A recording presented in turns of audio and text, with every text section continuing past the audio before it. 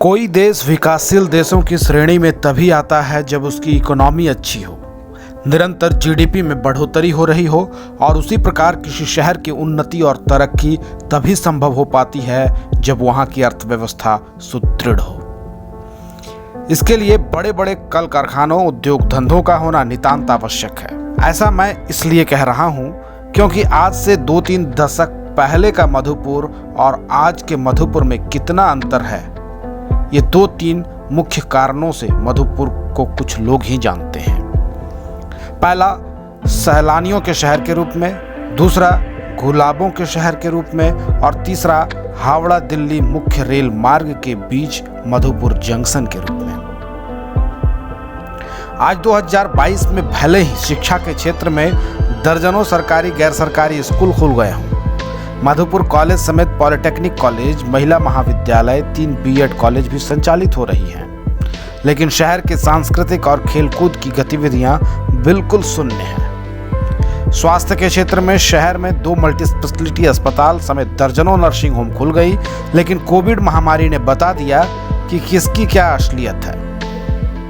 लेकिन आज से 3 दशक पूर्व की बात करें तो हमारा शहर आर्थिक, सांस्कृतिक, स्वास्थ्य, खेलकूद के क्षेत्र में कहीं अधिक संपन्न था और इसका श्रेय किन्हीं को जाता है तो वे हैं रमेश झुनझुनवाला के पिता ब्रह्मदत्त झुनझुनवाला को, क्योंकि उन्होंने ही सबसे पहले मधुपुर की आबो हवा और भौगोलिक क्षेत्र देखी और यहाँ प्लांट बैठाने का निर्णय किया।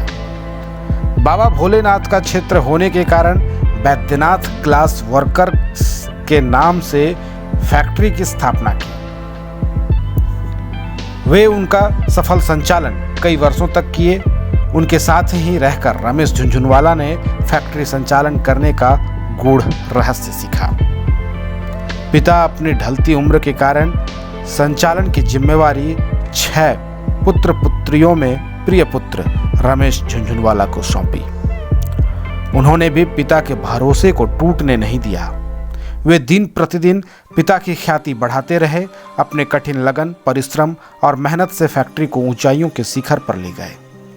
इनकी प्रेरणा से ही कई और फैक्ट्रियां खुली, जिनमें Kohinoor glass factory, Ram Laxman glass factory समेत कई खुलते गए और धीरे धीरे बंद भी हो गए। लेकिन बैद्यनाथ ग्लास फैक्ट्री अपनी बादशाहत को बरकरार रखा। रमेश झुनझुनवाला ने राधा ग्लास वर्कर्स को खड़ा किया। कालांतर में वे दक्षिण कोरिया के तकनीक पर आधारित सॉलिटेयर ब्रांड का क्रिस्टल प्लांट की भी स्थापना की, जो उस समय भारत का पहला प्लांट था। इससे निर्मित प्रोडक्ट का निर्यात विश्व के कई देशों जैसे संयुक्त अरब अमीरात, इंग्लैंड, फ्रांस आदि देशों में होते थे। वर्तमान में जिसका संचालन इनके बड़े भाई सुशील झुनझुनवाला और भतीजा अजित झुनझुनवाला कर रहे हैं। आज के समय में जो लॉपाला आरजी लिमिटेड के नाम से अंतर्राष्ट्रीय ख्याति प्राप्त किया है और यहीं से मधुपुर भी अंतर्राष्ट्रीय मानचित्र पर शुमार हो गया और यहीं मधुपुर को एक नई पहचान मिली। इन्हीं 2 फैक्ट्रियों से मधुपुर शहर के लगभग 2000 परिवारों का चूल्हा भी जलता था। इतना ही नहीं, इन 2 फैक्ट्रियों के साथ मिलकर नियामतपुर में बालाजी ग्लास फैक्ट्री की स्थापना की, जिसका संचालन इनके छोटे भाई प्रदीप झुनझुनवाला कर रहे हैं, जहां अभी भी मधुपुर के सैकड़ों मजदूर कार्य कर रहे हैं। शहर में नित्य कई तरह के आयोजन हुआ करते थे, चाहे वो कवि सम्मेलन हो या मुशायरा हो, नृत्य या संगीत हो, एथलेटिक या खेलकूद की गतिविधियां हों। इन सभी आयोजनों का जिम्मा रमेश झुनझुनवाला पर ही था। इतना ही नहीं, इनके द्वारा कई असहायों को आर्थिक मदद भी की जाती थी। स्वास्थ्य सेवा के लिए भी लोगों को आर्थिक मदद करते थे।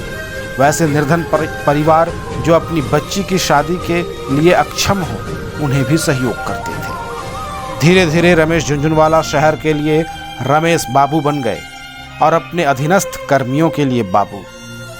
आज भी शहर में दर्जनों सेठ साहूकार हैं, लेकिन नगर सेठ और बाबू की उपाधि जो रमेश बाबू को मिली वो आज तक कोई नहीं पा सका।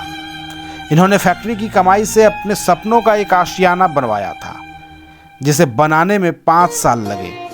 इसकी डिजाइन भी बंगाल के आर्किटेक्ट के द्वारा तैयार की गई थी। आज से 40 वर्ष पूर्व उस बंगले में वो सारी सुख सुविधाएं मौजूद थी जो आज के समय में 5 स्टार और 7 स्टार होटलों में हुआ करती हैं। लेकिन समय का चक्र ऐसा चला जिसका किसी को अंदाजा नहीं था। फिल्म स्वर्ग की कहानी की तरह ही रमेश बाबू को अपना सब कुछ बेचकर यहाँ से जाना पड़ा। किसी ने ठीक ही कहा है, सुख के सब साथी दुख में न कोई।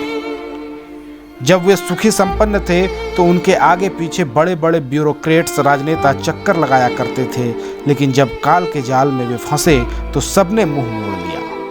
वे बहुत कर्ज में डूब गए। धीरे धीरे अपना जमीन, घर सब कुछ बेचकर सबों का कर्जा चुका दिए। लेकिन मधुपुर की भूली बिसरी यादें उन्हें बरबस याद आती हैं और उनकी आंखों में स्नेह का, प्यार का आंसू छलक जाता है। पुराने लोगों से मिलकर उन्हें गले लगा लेते हैं। मधुपुर से जाने के 17 साल बीत जाने के बाद भी उन्हें यहाँ के एक्टिव लोगों का नाम जुबां पर हमेशा याद रहता है।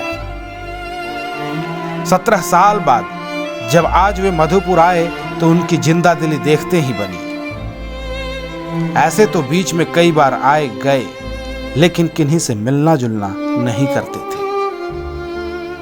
सरकारी कर्ज और देनदारी चुकाने के लिए बैद्यनाथ ग्लास फैक्ट्री के भूखंडों को बेचकर मुंह छिपाकर चले जाते थे। लेकिन आज वे समाज के उस तबके से मिले जिन्हें सबने यूज एंड थ्रो कर दिया। जी हां, मैं बात कर रहा हूं पत्रकारों की। पत्रकारों को लोग तभी याद करते हैं जब किन्हीं को कोई निजी स्वार्थ हो। लेकिन इन सब से परे वे आज सबों से मिले, सबके साथ बैठकर खाना खाया, भूली बिसरी यादों को ताजा किया, सबों के सहयोग के लिए धन्यवाद दिया। कई पुराने साथियों को बाय नेम पुकार कर उनके अंदर अपने प्रति स्नेह को जागृत कर दिया। रमेश बाबू की उम्र 70 वर्ष से अधिक हो गई है, लेकिन उनकी फुर्ती, काम के प्रति लगन और कर्तव्य निष्ठा यह दर्शाता है कि वे अभी भी 40 से 50 के बीच के ही नौजवान हैं, क्योंकि ये उनका आज दिन भर का व्यस्ततम शेड्यूल ही बताता है। पत्रकारों को मिलने के बाद वे लौपाला गेस्ट हाउस के सामने अपनी जमीन पर ड्रैगन फ्रूट की खेती का शुभारंभ किया। इसके बाद वे पंचमंदिर स्थित रानी सती मंदिर गए, जो उनके पिता के द्वारा बनवाई गई थी। वहां कुछ जीर्णोद्धार का कार्य होना है, जिसको लेकर वे वहां पहुंचे और जायजा लिया। इसके साथ ही वे राष्ट्रीय खेल दिवस पर DFA द्वारा आयोजित नॉकआउट फुटबॉल टूर्नामेंट में पहुंचे, जिसके फाइनल मैच का उद्घाटन SDO, SDPO के साथ में किया। इतना ही नहीं, सोमवार से फुटबॉल ग्राउंड में शुरू होने वाले मनोरंजन का केंद्र डिज्नीलैंड मेला का भी उद्घाटन फीता काटकर किया। वे मेला का निरीक्षण किए। उन्होंने आज उस चीज की खरीदारी की जिस चीज का वे कभी उत्पादन किया करते थे। उन्होंने 1 दर्जन ग्लास खरीदा। एक समय ऐसा था जब ऐसे कई दर्जन ग्लास ये लोगों के बीच बांट दिया करते थे। ये ग्लास मधुपुर की याद को जरूर ताजा कराती रहेंगी। आइए सुनते हैं निदेशक प्रिंस समद द्वारा रमेश बाबू से बातचीत की झलकियों को।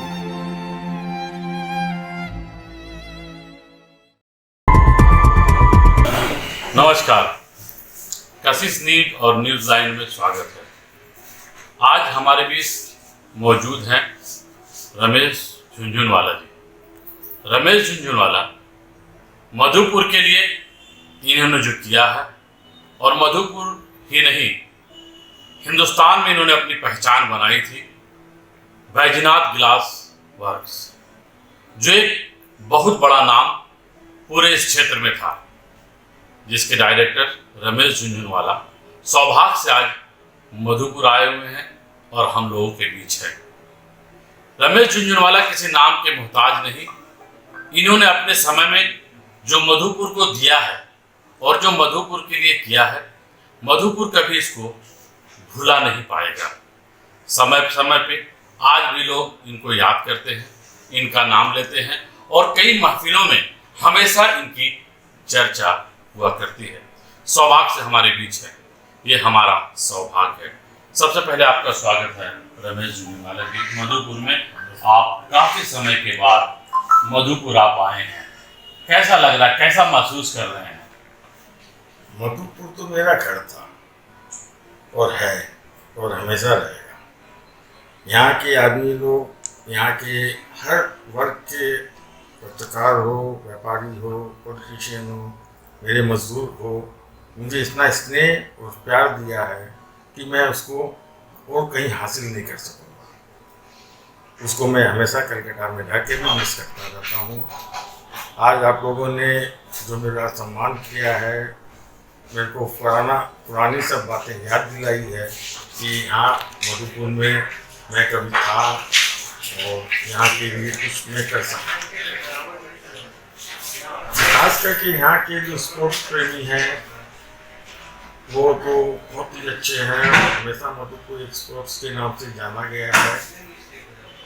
बैद्यनाथ के नाम से पहले जाना जाता था, आज के समय में नौपाला जो वर्ल्ड वाइज एक इंडस्ट्री है, जो अपनी पहचान वर्ल्ड में छोड़ के रखी है। हम लोग को गौरव महसूस होता है जबकि नौपाला का नाम ये है।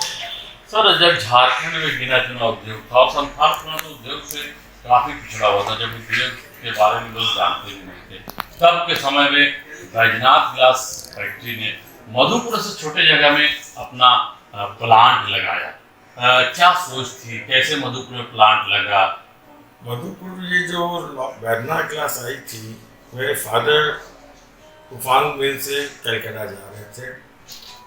मधुपुर में तूफान मिल का एक्सीडेंट हुआ, यहाँ के आदमी लोग उनको शहर में ले गए।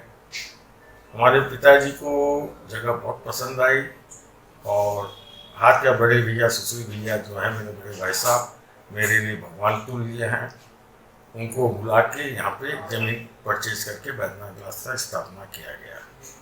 जब बैद्यनाथ ग्लास आई थी तो यहाँ कुछ भी नहीं था, कुछ भी नहीं मिलता था। एक छोटा सा गांव था, आज तो शहर के रूप में बदल गया, बहुत विस्तृत कर गया मधुपुर।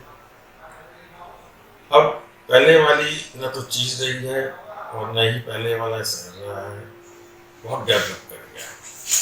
अभी यहाँ पे नौपाला एक बुल के प्लांट है तो हमारी फैमिली की है और बहुत उसके चलते यहाँ पे बहुत आदमी को नौकरी भी मिला। मधुपुर में ऐसे इंडस्ट्री चाहिए जिसके अंदर आदमी लोगों को काम रोजगार मिले। झुंझुनवाला परिवार ने बहुत लोगों को रोजगार दिया, आज भी लोग उस रोजगार से जुड़े हुए हैं। बैद्यनाथ ग्लास ने भी कई परिवारों को यहाँ पर भरण पोषण किया, रोजगार दिया, आज लावपाला दे रही है। ऐसे में जब आपका दौर रहा, जब आप मधुपुर में रहें, उस दौर में लोग चाहे खेल हो, स्पोर्ट्स हो, कल्चरल हो, लोग रमेश झुंझुनवाला को नहीं भूलते थे। एक अलग माहौल था। आज सब कुछ होते हुए भी न खेल जिंदा है, न स्पोर्ट्स जिंदा है, न कल्चरल जिंदा है। ऐसे में काफ़ी पिछड़ता जा रहा। हम जरूर आगे बढ़ रहे हैं बाकी चीज़ों में, लेकिन जो चीज़ों से मधुपुर जाना जाता था वो पिछड़ रहा है। उसके 2-3 रीजन है। एक तो पहले मेरे पास महेंद्र घोष, रफीक शबनम, मुलाइदा, इन सब जैसे स्पोर्ट्समैन थे जो कि मेरे को हिम्मत देते रहते थे, आगे बढ़ाते रहते थे और हम लोग चारों मिलकर कुछ कर सकते थे। और कुछ स्पर्धाएं जाती हैं, जब एक आदमी आगे बढ़ता है तो दूसरे आदमी भी उसको देखे देखे आगे बढ़ती है। अब वो चीज़ मधुपुर में धीरे धीरे खत्म हो गई है। यहाँ पे ऐसे कुछ आदमी चाहिए नए एक्टिव, जो स्पोर्ट्स लवर हो या कल्चरल लवर हो, जो कि टाउन के लिए, शहर के लिए कुछ कर सके। उसकी भी अभी बहुत बड़ी कमी है, जो कि मुलाइदा के पास और महेंद्र दा के बाद ये बहुत बड़ी कमी यहाँ पे आ गई है, गैप आ गई है। सर, आज फिर मधुपुर एक बार फिर से एक रमेश झुंझुनवाला की तलाश में ये आए और शहर फिर से मेरा स्पोर्ट्स के क्षेत्र में, हर क्षेत्र में जगमगाए। और एक बार फिर से मधुपुर के लोग चाहते हैं कि रमेश झुंझुनवाला मधुपुर में कुछ ही समय दे पर अपना दे। देखिए, रमेश झुंझुनवाला का डेवलप में मेरे बड़े भाई साहब सुशील झुंझुनवाला का बहुत बड़ा योगदान है। उन्होंने हर क्षेत्र में मेरे को पूरी छूट दे के रखी थी, स्वतंत्रता दे के रखी थी। मैं कुछ भी करूं, उनकी बैकिंग दी थी। यदि अभी भी किसी फैमिली में इस तरह के कोई बड़े हो जो कि अपने बच्चों को आगे बढ़ाए, हिम्मत दे, तो ऐसा बात नहीं। रमेश झुंझुनवाला एक है। रमेश झुंझुनवाला हमेशा रहते हैं चाहिए, गाँव को भी तलाशना पड़ता है और परिवार वाले को उनको छूट देनी पड़ती है। क्या मैसेज देना चाहेंगे सर मधुपुर के तमाम लोगों को? देखिए, मधुपुर बहुत प्यारी जगह है, मोमेंटम बहुत अच्छी जगह है, यहाँ के लोग बहुत अच्छे हैं। मैं तो आज फील कर रहा हूँ कि 15 साल 17 साल हो गए मेरे को मधुपुर से कैलकाटा शिफ्ट हुए को। आज जब मेरे को इतना मान सम्मान मिल रहा है तो इसकी मैं वर्णन नहीं कर सकता हूँ कि यहाँ के आदमी कितने अच्छे हैं। यदि आप उनको भी इज्जत देते हैं तो उसके हकदार आप कहीं ना कहीं बनते ही हैं। तो आपको तो पहले सबको मान सम्मान देना ही पड़ेगा। आप मान सम्मान दिए बिना चाहेंगे कि आपको इज्जत मिले, मुश्किल है, टफ है। थोड़ा मिलता है कि टफ है। चलिए, तो बहुत बड़ी बात इन्होंने कही। और झुंझुनवाला परिवार जिन्होंने पहले भी मधुपुर को सींचा और संवारा और आज भी लाओपाला मधुपुर के सैकड़ों परिवार को चला रहा है, शहर को सींचने और संवारने का काम कर रहा है। ऐसे में जो झुंझुनवाला परिवार का जो योगदान है इस शहर के लिए वो कभी भुलाया नहीं जा सकता है। मैं अपने सहयोगी रामचंद्र झा के साथ कशिश न्यूज। जी हाँ, ये हैं रमेश झुंझुनवाला जी। इनके अनेकों ऐसी दास्तान हैं जो भावुक जरूर कर देंगे। जब मैं अपने पिता से अपने बचपन की कहानी सुना तो मैं अपने आंसू रोक नहीं पाया, क्योंकि हमें नई जिंदगी भगवान ने दी, पर जमीन पर रमेश झुंझुनवाला के आर्थिक सामाजिक सहयोग से हम आपके बीच हैं। ऐसे सैकड़ों उदाहरण शहर में मौजूद हैं। आज भी मधुपुर का प्यार इन्हें मधुपुर खींच लाया और दिन भर लोगों से मिलने और कई कार्यक्रमों में सम्मिलित होकर यह बता दिया कि प्यार तो प्यार होता है जो भुलाया नहीं जा सकता है। क्या ऐसे शांत स्वभाव सामाजिक कार्यों में बढ़ चढ़कर हिस्सा लेने वाले, साथ ही कला संस्कृति खेल कूद में भाग लेने वाले रमेश बाबू जैसे शख्सियत की तलाश मधुपुर को नहीं है। जहां आर्थिक सामाजिक असहयोग के कारण मधुपुर की कला संस्कृति खेल कूद मरती जा रही है, इसका जवाब तो आने वाली नस्लें जरूर मधुपुर वासियों से पूछेंगी। सहयोगी प्रिंस समद के साथ रामचंद्र झा की ब्यूरो रिपोर्ट।